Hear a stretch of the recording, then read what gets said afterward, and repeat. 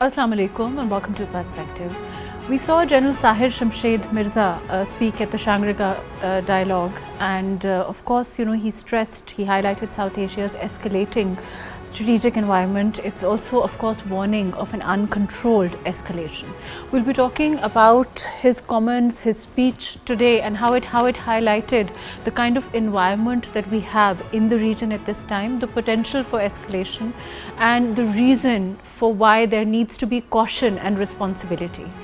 We'll also be talking about, of course, the repercussions that he talked about as far as nuclear nations are concerned, and what, the kind of responsibility that entails for, of course, both Pakistan and India. Of course, these border limits, skirmishes, strikes near major population centers, we've also seen recently. What are the ramifications of this, and whether there can be a cautionary, toned down approach at this time after what we've seen at Pahalgam. All of that today on Perspective. I have with me Abdullah, who's MD PICCS. Thank you for being with us today. We also have with us Brigadier Retired Rashid, Wali, Janjua, who's a defense analyst. Thank you for joining us, and Javed Jadoon, who's a senior journalist. Thank you for being with us today. Abdullah Sahab, we know what General Shamshed Mirza spoke about. He was categorical, and I think very rightly so. He talked about how this escalation, the potential for escalation, even now that we've seen what happened in Pahalgam. Let's hear what he had to say, and then I'll come back to you on that. South Asia must not be left out of the Asia-Pacific stability conversations. It is home to two geographically contiguous nuclear powers, an unresolved territorial dispute of Kashmir, and the living memory of several crises that nearly spiraled out of control. Crisis management debate in the Asia-Pacific is incomplete without a serious focus on South Asia. Nuclearized South Asia presents a risk of strategic miscalculation of a global consequence. Post Pahalgam, the threshold of an escalatory war has come dangerously low, implying greater risk on both sides, just not in the disputed territory, but all of India and all of Pakistan. This is extremely detrimental to investments, trading, and development needs of 1.5 billion people of both countries. Abdullah Sahab, of course, I think it's extremely important how he's talking about developmental needs of so many people that depend on, of course, this situation, and how, it remains calm, it remains, and it works as an effective deterrent also at this time. In terms of what he said, how do you look at the situation? Do you think that there will be caution overall? Because Pakistan is certainly exercising caution at this time. We are also saying that we are open to dialogue. We are also saying, we started, of course, by saying that, even as far as Pahalgam is concerned, the Prime Minister said that, let's go for an independent inquiry. But do you think the other side is cognizant of this? I think General Mirza has rightly highlighted some very, very important aspects of regional strategic stability. Rather, its implications, as he highlighted, will be the global, because the two neighboring countries are nuclear powers, and we were at the verge of bigger conflict, but America at the right time intervened. So in that context, South Asia needs much more attention than the Asia Pacific region.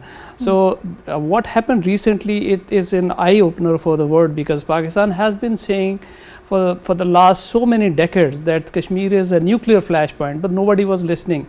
But now India inadvertently endorsed Pakistan's position, because President Trump number of times said that we averted a nuclear confrontation and we avoided a catastrophe, and that is where things were leading in during recent conflict, which was just because of a single terrorist attack in Pahalgam, two countries at war, and this is what the Modi is saying, that this is a new normal. But as General Mirza has highlighted, that this time it was beyond the line of control, not into the disputed territory of Kashmir, but in the mainland Pakistan. Although one very important thing I would like to highlight that not just this time, but even in 2019, India hit mainland Pakistan, because Balakot is not AJK, Balakot is not a disputed territory, that is a mainland Pakistan, and at that time India used Air Force.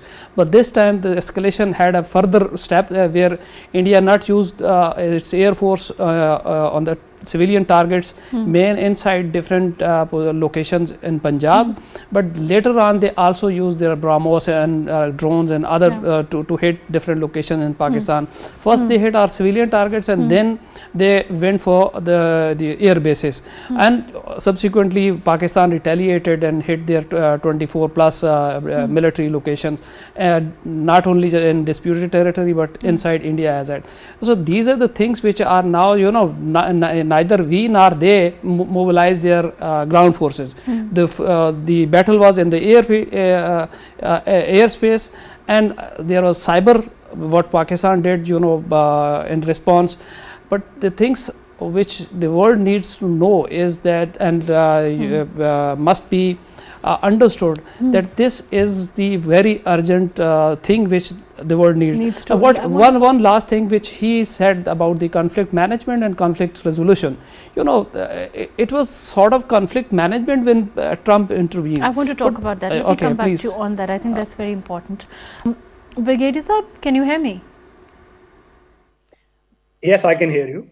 Brigadier Saab, conflict resolution, I think Abdullah Saab also mentioned, and of course we saw General Shamshad Mirza also talk about it at Shangri La. Of course it's extremely important, the role that we saw Donald Trump play, but this, you know, the speech overall and how, and the significance of where it was made, how do you look at that? And the fact that there was of course a global audience, and the fact that how the world looks at it, and the way that of course General Mirza put it forward, how significant is that in your opinion?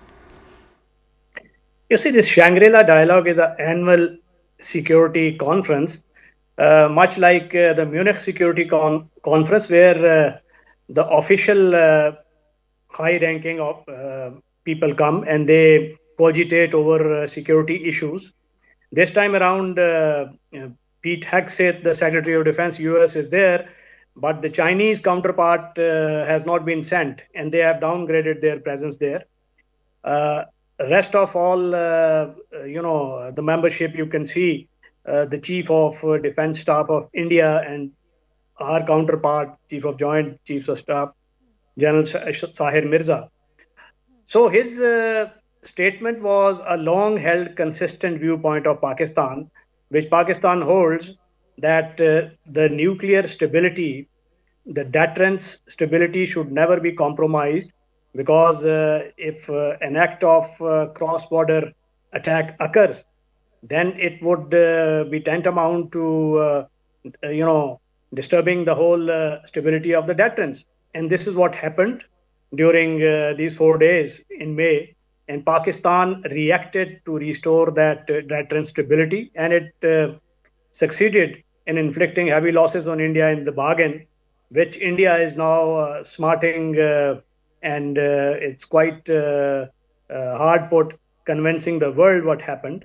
So I would leave that statement of General Mirza at that, and also highlight the Indian Chief of Defense Staff, Anil Chauhan's statement, who was very pointedly asked by a Bloomberg representative that what happened and how many aircrafts actually were shot down. So he parried the question, but he did agree that Indians had lost the jets, but he steered the conversation toward the causes, and then he tried to cover it up by saying that now we are concentrating on the causes and we will mitigate those causes. So this is all in a series of embarrassments that India has suffered all along on diplomatic front. This Shangri-La is just a sideshow compared to what is happening in the capitals of the world, like Washington, D.C., where the likes of Shashi Tharoor have tried to weave their magic of verbosity, but have failed, and were forced to go to a small country like Colombia and try and vent out their frustration, saying that the world has not supported us and world has not equated our lofty stance with that of Pakistan. So there lies the reality. India is humiliated, India is cornered, and it claims to have created a new normal. But the whole thing that propelled this madness was that hubris of Indian political leadership, Let me come which is back. still Right. intact. I think the ego and hubris certainly played a role in the way that they responded, and perhaps hastily done, even Pahalgam itself, the way it was cooked. But let me come back to you. Javed Saab, can you hear me? Yes, I can, Mahrukh. Javed Saab, I think something interesting that Brigadier Saab pointed out, if we look at the way, we saw some comments that came from Shashi Tharoor in Colombia. It seemed rather like a pressurizing of the way that he seemed to think that Colombia's initial reaction of course sympathizing with what happened by had happened at the hands of India, the attack itself and the loss of civilian lives, and how he seemed, the statement itself seemed to have pressurized Colombia into a kind of reaction, a suitable reaction for India. Would you agree with that? Mahrukh, I think if you look at the efforts being made by the Indian diplomats, of course you mentioned Shashi Tharoor. I think in the wake of military debacle with Pakistan, India had already lost the battle of narratives. And this is what is being acknowledged by most of the important analysts in India as well. They believe that India, right at the beginning, that means even in the wake of the Pahalgam incident, India was not able to convince the global community that it was a terror incident which was sponsored or supported by Pakistan. That was the first narrative they lost as far as the global community was concerned. Second narrative, when they attacked Pakistan and they tried to put forward illogical, irrational arguments that they targeted the terrorist centers in Pakistan. While on the contrary, they challenged a nuclear state, that is Pakistan, when they attacked Pakistan's mainland. And that was for the first time because in the past, it was only skirmishes on the line of control. For the first time, they challenged Pakistan, which is a nuclear state. And of course, Pakistan responded the way Pakistan responded. And that was the second narrative India lost as far as the global community was concerned because they were unable to sell their point of view that why they attacked Pakistan, which is a nuclear state. Of course, if you fast forward and then you can recall not one but series of statements coming from President Trump. But Javed Saab, do you see the arrogance sort of permeating every move that India is making? Whether it is saying it is saying to Colombia through Shashi Tharoor that you didn't react the way you should have against India, whether it is escalating that we saw, and whether it is a hastily cooked Pahalgam operation which was not backed by evidence. There's some clear arrogance there. There's also arrogance to the kind of course the way that we saw the US president respond. There's arrogance to that response. There's a clear so it seems like there's a clear disconnect with reality in terms of India's own status in the region. The first part you said that it could be as a result of the arrogance which was being shown by Prime Minister Modi and the ruling cabal, the RSS cabal in New Delhi. Of course, it was the arrogance which sort of paved the way for them to attack Pakistan and launch an unprovoked aggression against Pakistan. But when we talk about a country like Colombia, why Colombia is important? Because Colombia is going to take over possibly the UN security seat, non-permanent member in 2026 when Pakistan's tenure ends. I think they had a point when they went to Colombia. Colombia was instead condoling with the people of Pakistan instead of sympathizing with Shashi Tharoor and the Indian position, though, as you pointed out, they ultimately literally forced that particular statement, which was later issued by the Colombian officials. What matters is Washington, what matters is London and Paris and Berlin and Moscow and Beijing. They have not been able to convince America that it was a terror incident which was sponsored or supported or financed or logistically supported by Pakistan. Now, the dilemma before, as you mentioned, that a lot of people are going outside India and trying to convince, but even in India, some of the eminent analysts and members of the think tank, they are saying that India already lost the war of narrative. They are unable to undo what is already done by the Indians. And you look at the statement coming from the Indian CDS. He said that, that was a dangerous partly, and then partly it was realistic statement. The dangerous part, he said that there's always a space for conventional operations, and this is the kind of opportunity which India found, and it is going to be a new normal. That was the dangerous part of the statement coming from the CDS. And the second, very true, Javed Sahab. I think that you've put you've exactly as it is. I want to come back to and talk more about this, but it's also interesting what General Mirza talked about as far as weaponization of water is concerned. Let's hear what he said on that, and then we'll go on from there. Weaponization of water by holding Indus Water Treaty in abeyance is in total defiance of the international laws, since it is an existential threat for the people of Pakistan. If there is any effort to stop, divert or delay the Pakistan's share of water, as clearly spelled out by our National Security Committee, it could be considered as an act of war. It could, of course, be considered as an act of war, and we've been saying that. Abdullah Sahab, in terms of how India reacts to this, of course, also the significance of the Shangri La Dialogue and the world watching. Do you expect a reaction from the world?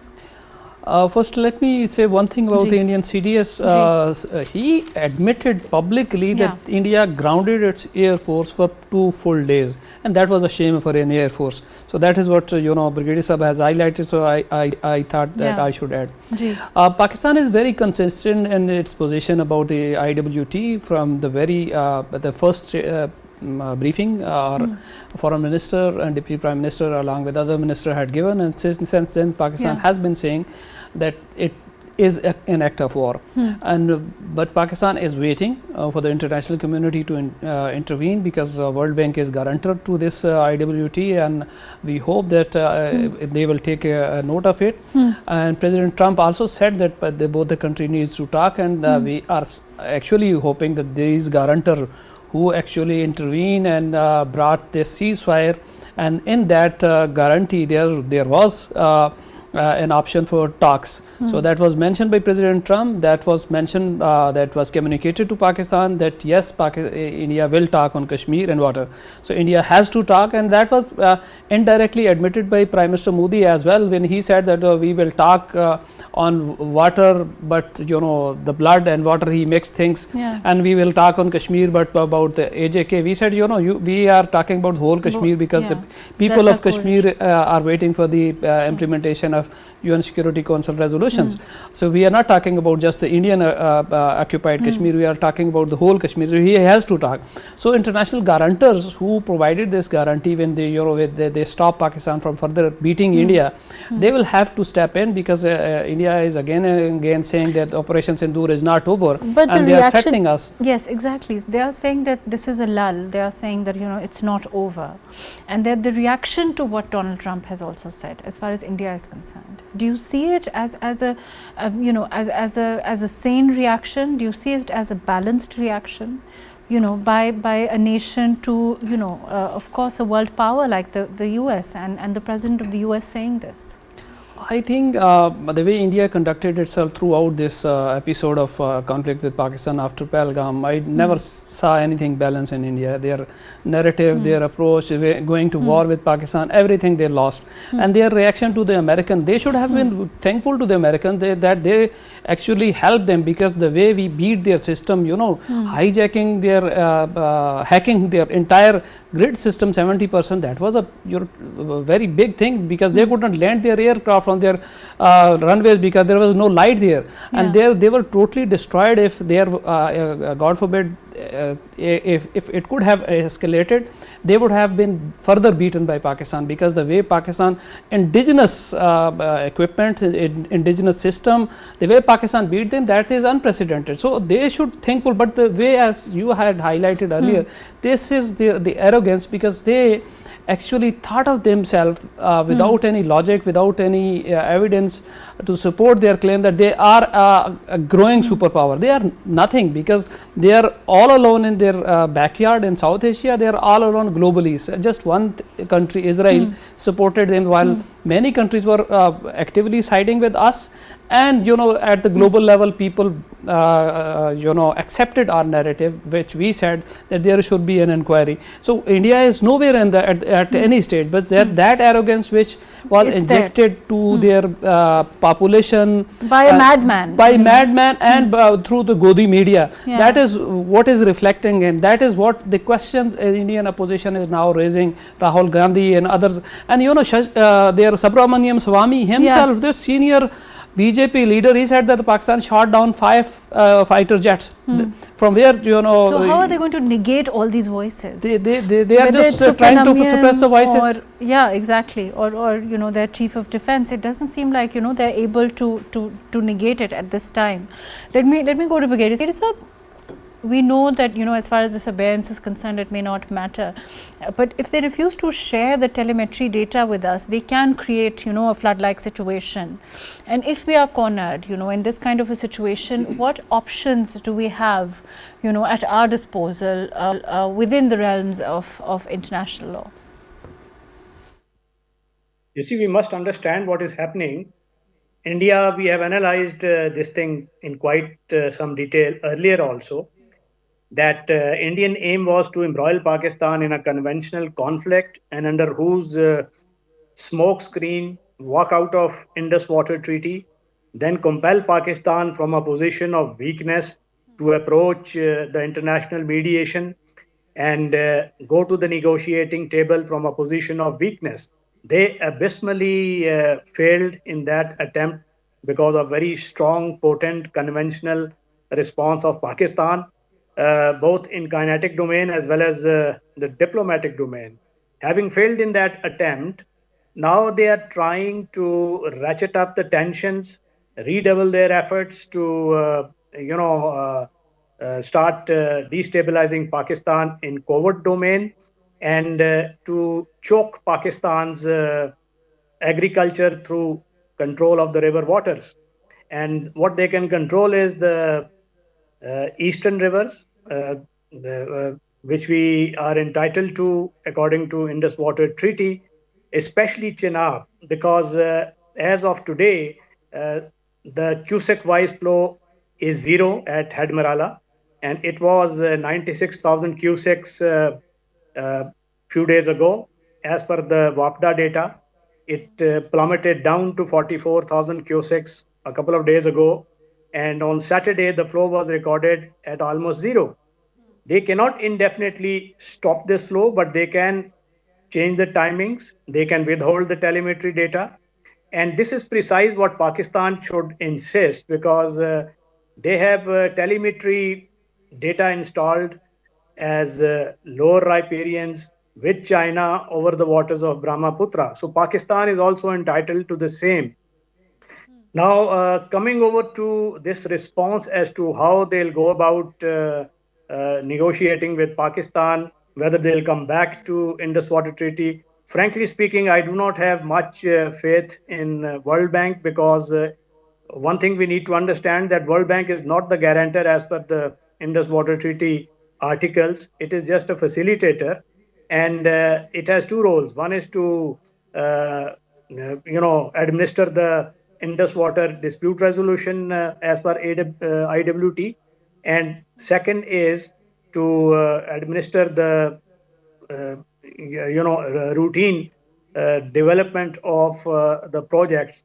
But once a party walks out, then what World Bank can do, it's I think the options are very limited. It is up to us to either take the issue to UN Security Council or ICJ, because UN Security Council, if we can muster enough support there, can ask an advisory opinion from ICJ, and which might call upon India to explain how they walked out of an international treaty.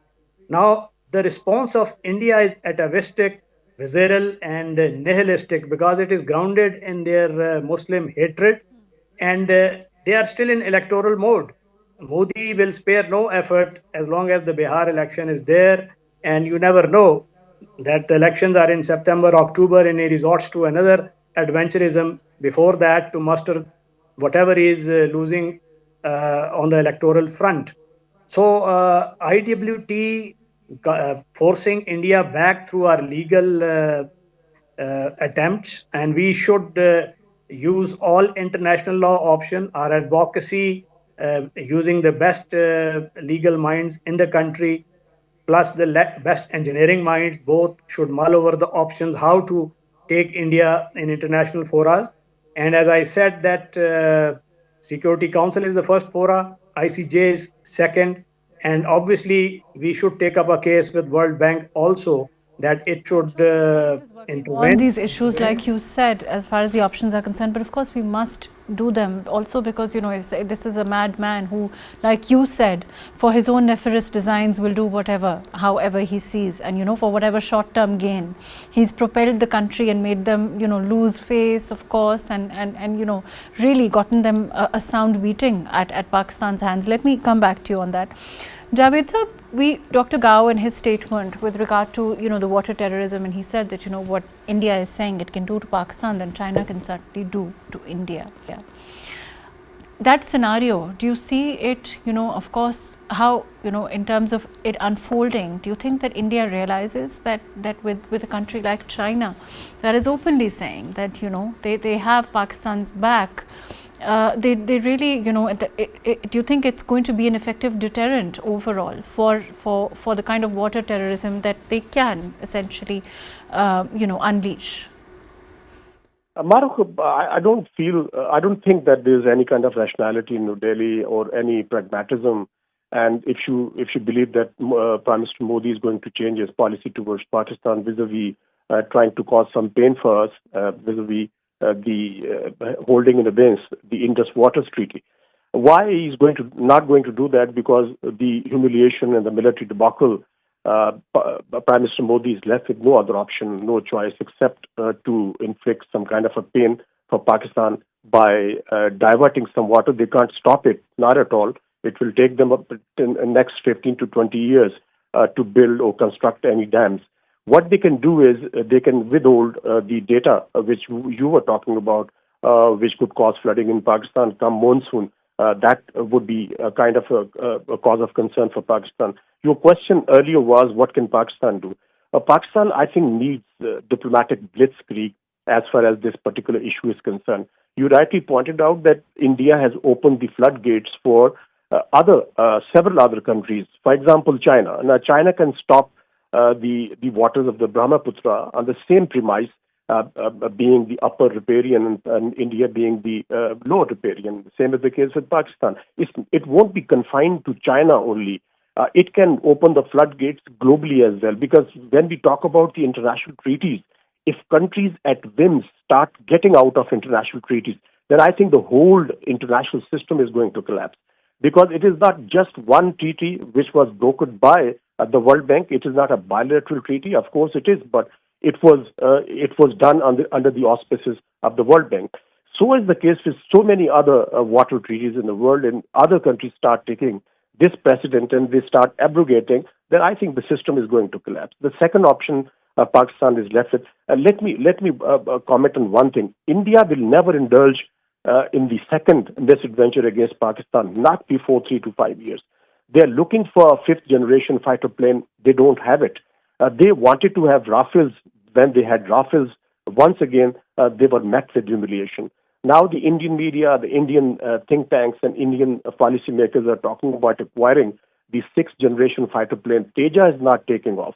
They are looking for a domestic indigenous fifth generation fighter plane, probably would be looking towards Russian Su-50 or American F-35. And even domestic fighter plane will take 2 years for the prototype to be in the air. So I strongly believe that India is not going to indulge in any misadventure against Pakistan in the next 3 to 5 years. That is an important space for Pakistan to go for a diplomatic blitzkrieg, expose Indian designs and expose India as a violator of international treaties, because there is no other option. Pakistan really can't afford any conflict with India on water treaty. Of course, Pakistan has said that diverting or stopping Pakistan's water would be considered as an act of war. But Mahrukh, let us be realistic. Let us be Brigadier pragmatic. Sahab. Right. First, let's hear what General Sahir Shamshed Mirza had to say about crisis management and how it can go to crisis resolution, and perhaps that is the solution. Let's hear what he had to say.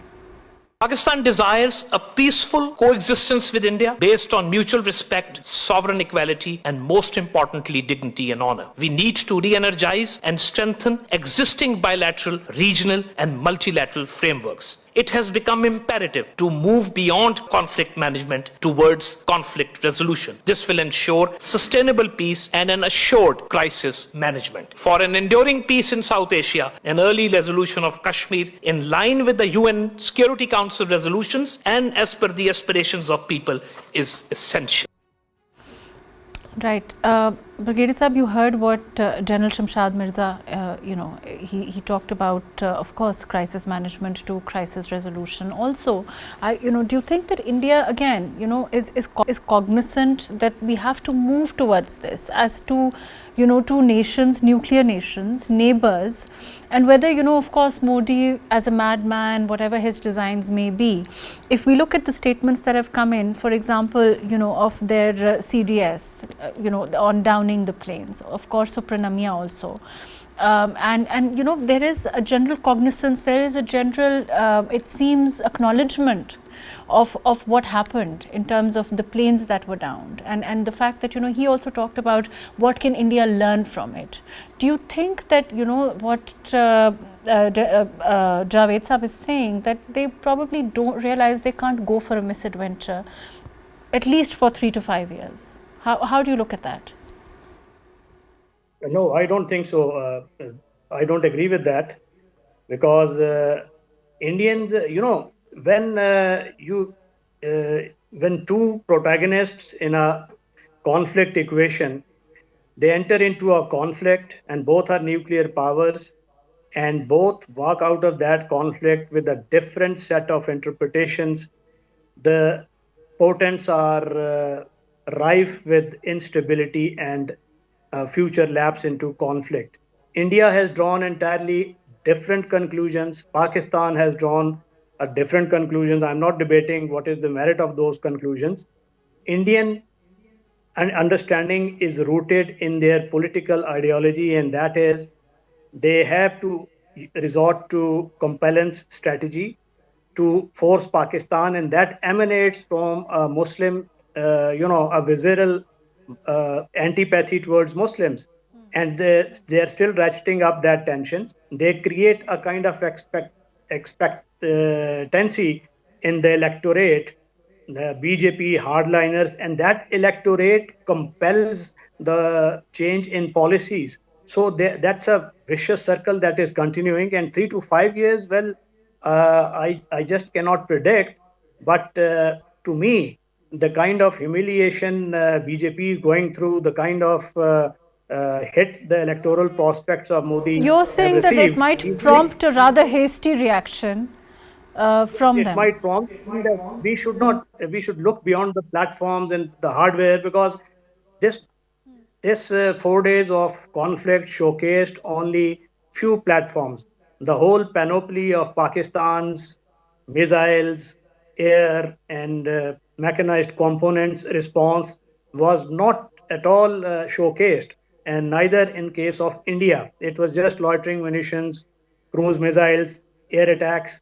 A lot is there in case this conflict prolongs into a conventional conflict, and therein lay the finesse of Pakistan, because Pakistan never wanted this conflict to degenerate into a conventional conflict where the mechanized components, where the whole long-range ballistic missiles and other things should come into play, which would not have redounded to the advantage of Pakistan. So Pakistan succeeded in closing this bracket, this sliver of space of conventional warfare that India was seeking under a nuclear overhang. And that is what is rattling India now. That is what is bothering them now. And they are not recovering from that humiliation. And therein lurks the danger.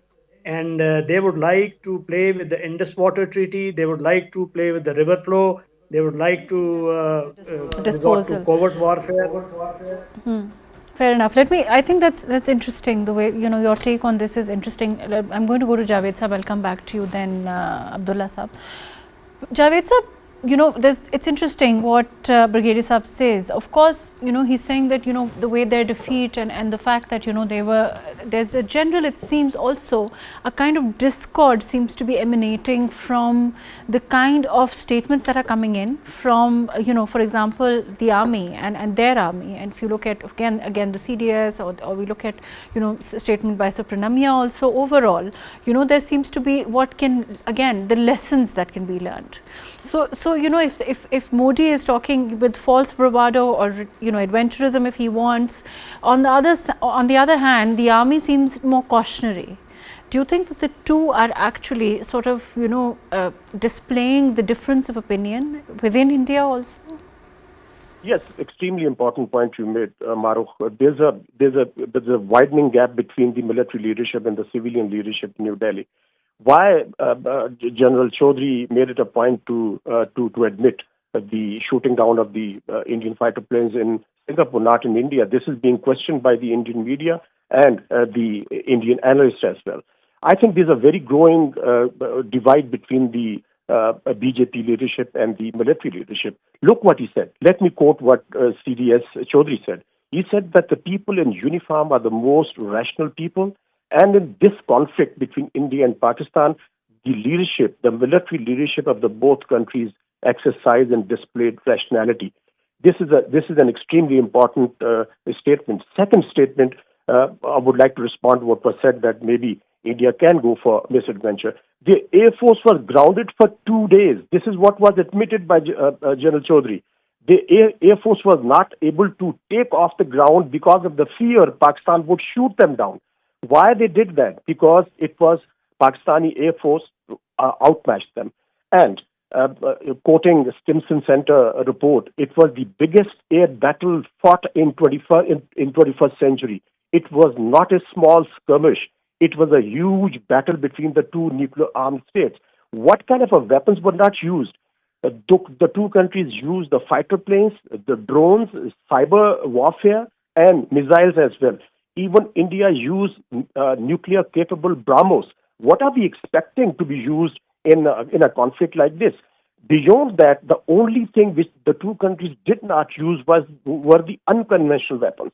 I think now there's a very limited space for any miscalculation. Therefore, I think the Indian military leadership does understand that involving themselves with Pakistan in this kind of military engagement was not the wise thing to do. And that is why he made a very important statement in Singapore in a series of interviews, not just one. So I think coming back to your point, the jingo is...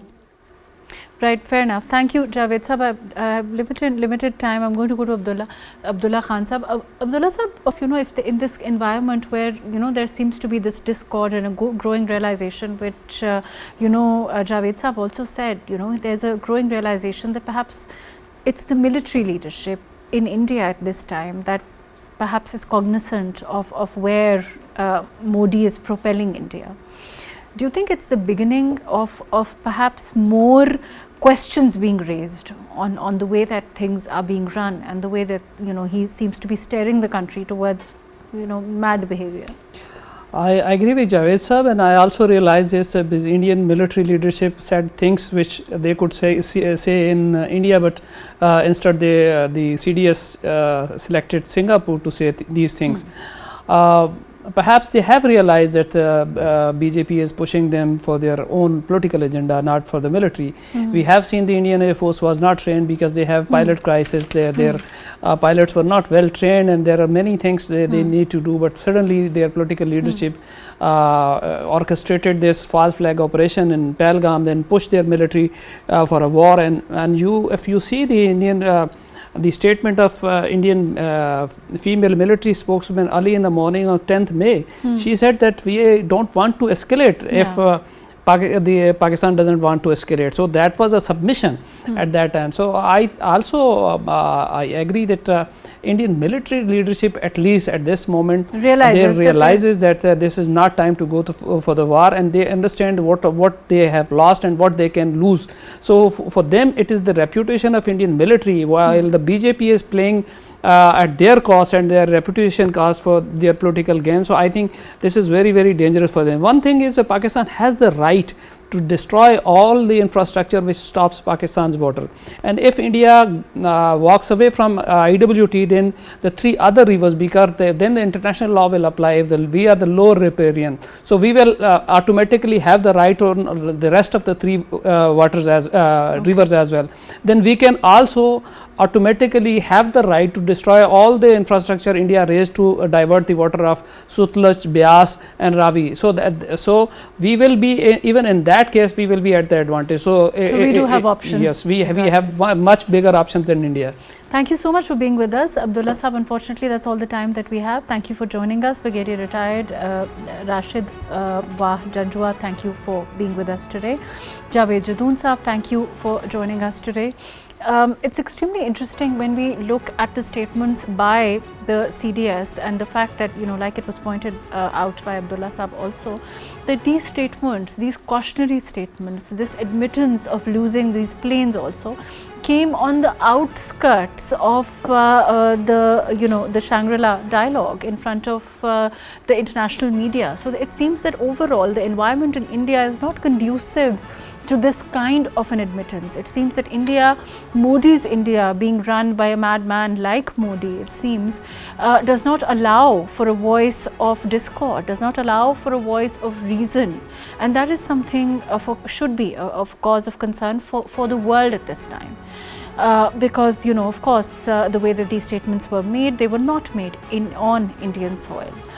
And overall the trend that we have seen of the military in India acknowledging the lessons to be learned, acknowledging the planes that went down, acknowledging that they don't want to escalate. These are all extremely important factors, and let's hope that the Indian government can also factor them in. Thank you so much for joining us today on Perspective.